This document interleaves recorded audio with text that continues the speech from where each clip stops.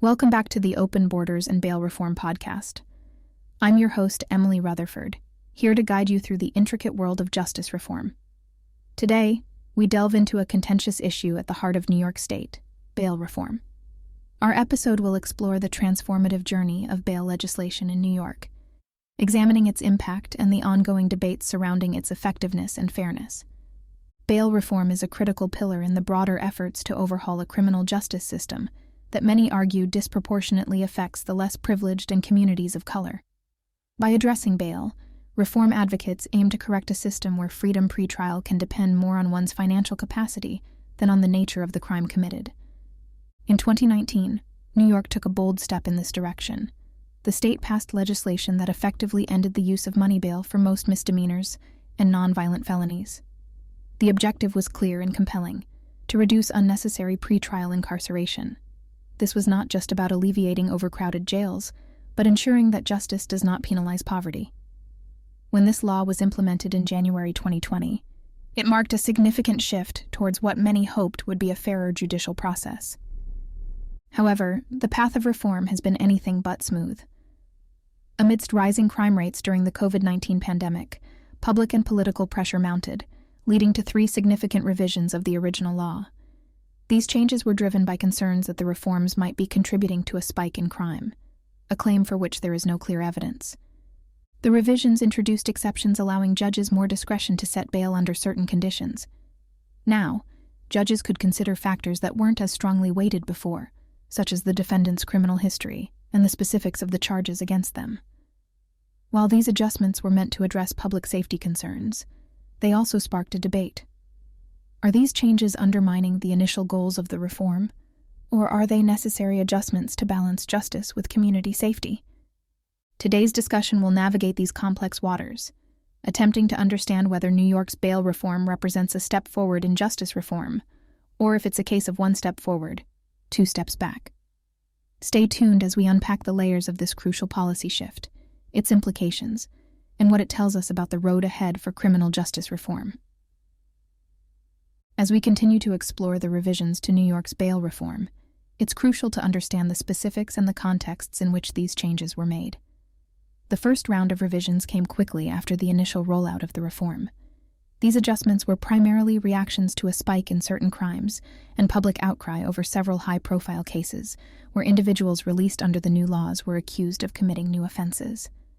The changes aimed to tighten the criteria under which individuals could be released without bail, reintroducing bail possibilities for a wider range of offenses, particularly those deemed as risks to community safety.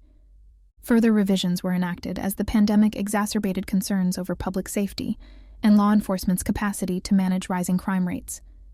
The subsequent amendments allowed judges to have broader discretion in setting bail for crimes involving harm to identifiable persons or property. This meant that even for some misdemeanors, if the defendant was deemed a continuing threat, bail could be set to ensure their appearance at trial, and ostensibly to protect the community. These amendments have sparked a debate among lawmakers, activists, and the public. Critics argue that these revisions dilute the effectiveness and the spirit of the initial reform, essentially rolling back progress by reinstating the old framework where financial status could determine one's freedom before trial. Supporters of the revisions, however, contend that these changes are pragmatic adjustments, necessary to safeguard communities and address unforeseen consequences of the original law. Critics of the bail reform revisions argue that the changes have walked back much of the progress made towards decarceration and addressing systemic inequities. They claim that by expanding the scope of offenses eligible for bail, the state risks returning to a pre-reform scenario, where poor and minority communities are disproportionately impacted. Activists like Maria Lopez, who works with a criminal justice reform NGO, argue that these rollbacks threaten to undo the gains in justice and fairness that were the hallmarks of the original reform. Conversely, proponents of the revisions, including some law enforcement officials and community leaders, argue that the adjustments were necessary to maintain public safety. They contend that the original reform went too far, too fast, and left communities vulnerable to repeat offenders. District Attorney John Kramer supports the revisions, stating, "The tweaks to the bail law allow us to protect the public from clear and present dangers, balancing the reform goals with the need to keep our streets safe." Both sides offer compelling arguments that reflect a broader national debate on how best to balance individual rights and community safety in the context of bail reform. This discourse illustrates the complex, often contentious nature of reforming deeply ingrained systems within American society. As we delve into the profound impact of bail reform on communities, it's essential to understand its foundational purpose. Bail reform seeks to address deep-rooted inequities in the criminal justice system, where traditionally, pretrial detention could often hinge on an individual's financial capacity rather than the nature of their alleged crime. This system disproportionately affected marginalized communities, perpetuating a cycle of poverty and disadvantage. The implementation of bail reform has brought numerous benefits to individuals and broader public safety. One of the most tangible benefits is the ability for accused persons to maintain their employment. Being detained pretrial can lead to job loss, a critical factor that can destabilize the lives of individuals and their families. By allowing people to continue working while awaiting trial, bail reform helps maintain economic stability and community ties, which are vital for societal cohesion and individual well-being. Furthermore, bail reform has been instrumental in helping individuals maintain housing stability. The loss of housing, often a consequence of lost income during pretrial detention, can lead to a cascade of negative outcomes, including increased likelihood of reoffending. Keeping individuals in their homes and communities, instead of detention centers, contributes to a more stable and productive environment. Another significant aspect of bail reform is its impact on reducing reoffending. By removing the compounding hardships of pretrial detention, individuals are less likely to be caught in a cycle of repeated arrests and detentions. This is particularly critical for minor offenses, where the detainment itself can often be more detrimental than the offense. There's a common misconception that bail reform leads to increased crime rates. However, extensive studies and data analysis reveal that there is no substantial evidence linking bail reform to a rise in crime. These misconceptions are often fueled by isolated incidents that are highlighted in the media, overshadowing the broader, more positive outcomes of such reforms. In New York, the journey of bail reform has been a mixed bag of successes and challenges. While the state has seen significant progress in reducing the number of people held in pretrial detention, the legislative adjustments and public debates indicate an ongoing struggle to find a balance that satisfies both reform advocates and public safety concerns. An essential component of bail reform is the introduction of non-monetary conditions for release, such as supervised release programs and electronic monitoring. These alternatives focus on ensuring that individuals return for their court dates without the punitive measure of detention. Supervised release, for example, often involves community-based oversight, where participants receive support such as reminders of court dates, help with transportation, and access to social services. Electronic monitoring is another tool that has been used to maintain oversight, while allowing individuals the freedom to continue their daily lives.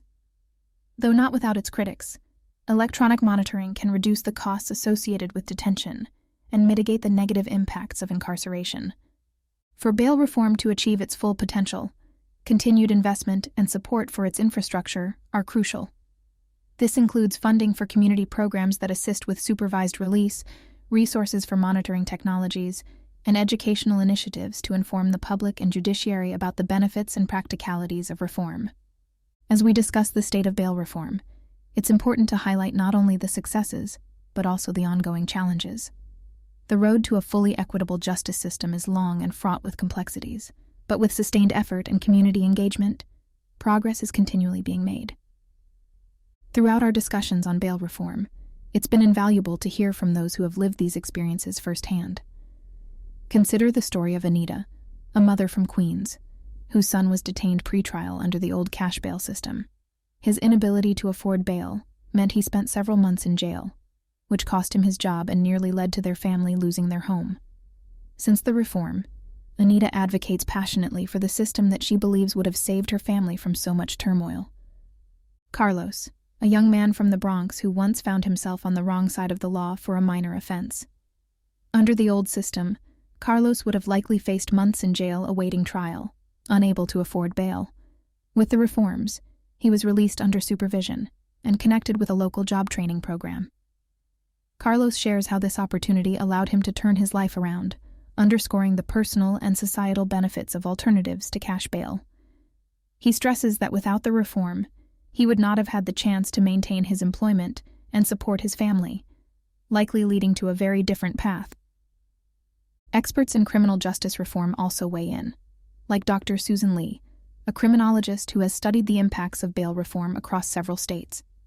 Dr. Lee points out that jurisdictions with reformed bail systems see lower reoffending rates and stronger community ties, corroborating the idea that keeping individuals out of pretrial detention supports broader social stability and individual rehabilitation. Another expert, Judge Helen Whitmore, who has overseen hundreds of cases both before and after the bail reform. She offers a judicial perspective on the changes, noting improved outcomes in her courtroom. The reform, she explains, has allowed us to focus on the individual circumstances of each case more holistically, ensuring that decisions about detention truly serve the interests of justice and public safety. Her insights highlight the judiciary's adaptation to the new norms and the observed benefits in terms of reduced recidivism and enhanced community ties. In this episode, we'll discuss specific cases that have been pivotal in shaping public opinion on bail reform and policy direction. We'll also address both critics and opponents of bail reform to understand their perspectives. One of the most pivotal cases in recent memory involves a repeat offender in New York City, whose situation prompted a significant public outcry and influenced the latest round of legislative revisions. Initially released under the new bail laws, the individual was subsequently arrested for a serious offense. This case became a flashpoint in the media, cited by critics as a prime example of the reform's alleged shortcomings. The public and political reaction to this case spurred lawmakers to reintroduce more stringent conditions under which bail could be set, affecting the broader application of the reform. Criticism of bail reform often centers around concerns for public safety and the perceived leniency of the system towards potentially dangerous individuals. Critics argue that by allowing more people to be released pretrial, especially those who might be repeat offenders, bail reform may inadvertently jeopardize community safety. These concerns have been amplified by high-profile cases where individuals released under bail reform guidelines have committed additional crimes. Critics, such as some community leaders, law enforcement officials, and political figures, contend that the original bail reform laws were implemented too hastily without adequate measures to safeguard against these risks. They point to increases in certain types of crime in areas implementing bail reform as evidence that the policies, while well-intentioned, may have unintended negative consequences. Moreover, there's a concern about the potential burden on communities that might face increased crime rates due to repeat offenses by individuals who would otherwise have been detained under the previous system. Critics argue that this can erode trust in the judicial system and in the principles of bail reform itself. Many also express skepticism about the effectiveness of non-monetary conditions, such as electronic monitoring and supervised release. They question whether these measures are sufficient to ensure that individuals return for their court dates and do not commit new offenses while awaiting trial. Critics also discuss the potential financial impact on victims and communities. They highlight that while the intent of reducing the financial burden on defendants is noble, it should not come at the expense of community safety and victim rights. They advocate for a balanced approach that considers the rights and safety of victims and the community at large, alongside those of the accused. To address these criticisms effectively, we need to engage in open, data-driven dialogues. We must also ensure that the policies implemented are continually assessed and adjusted based on empirical evidence and community feedback. It's crucial to develop and refine risk assessment tools to more accurately determine the appropriate conditions for pretrial release, thereby mitigating potential risks to public safety.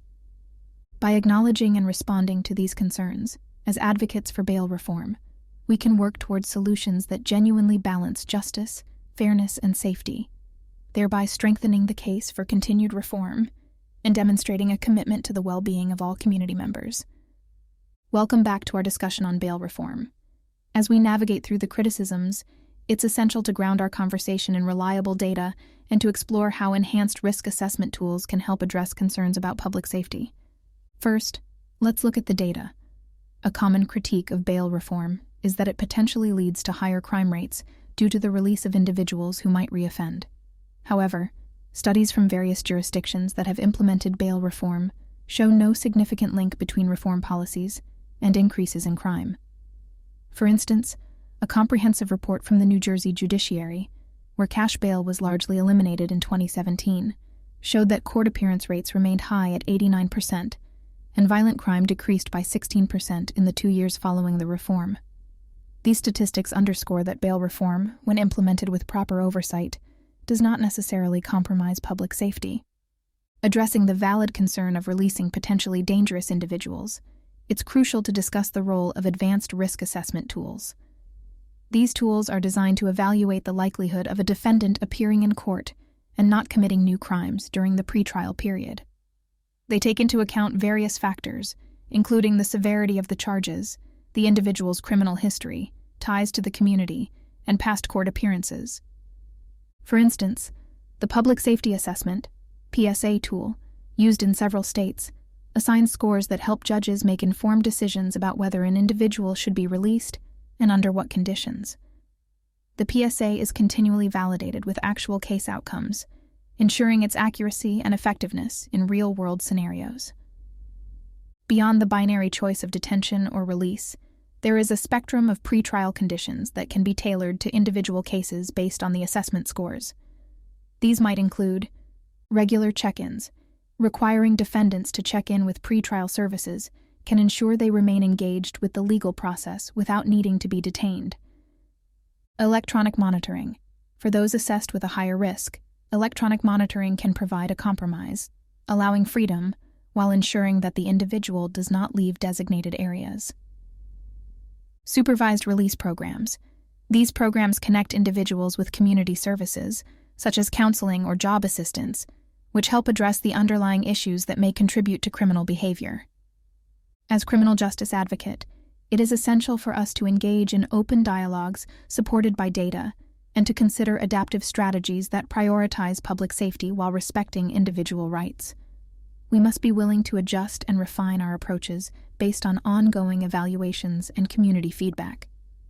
Today's episode has unpacked the complex layers of bail reform, discussing its evolution, impacts, and the societal shifts it necessitates. We've explored how reform not only addresses judicial inequities, but also significantly betters the lives of thousands by allowing them to maintain their jobs, homes, and family connections while awaiting trial. The discussion underscored the importance of accurate information and public engagement in driving forward the reforms that promote a more equitable justice system. As reforms continue to evolve, the need for public support and informed advocacy remains critical. If today's conversation resonated with you, there are numerous ways you can contribute to the cause. Join local advocacy groups that are working toward further bail reform. Educate yourself and others about the realities of cash bail and its alternatives. Knowledge is power, and the more we understand, the more effectively we can advocate for change. Thank you for tuning in to the Open Borders and Bail Reform podcast. If you found today's discussion enlightening, please subscribe to our podcast and share it with friends, colleagues, and family. Every share helps us extend our reach and bring more voices into this crucial conversation. Thank you again for listening, and remember, together we can make a difference in building a more just and equitable society.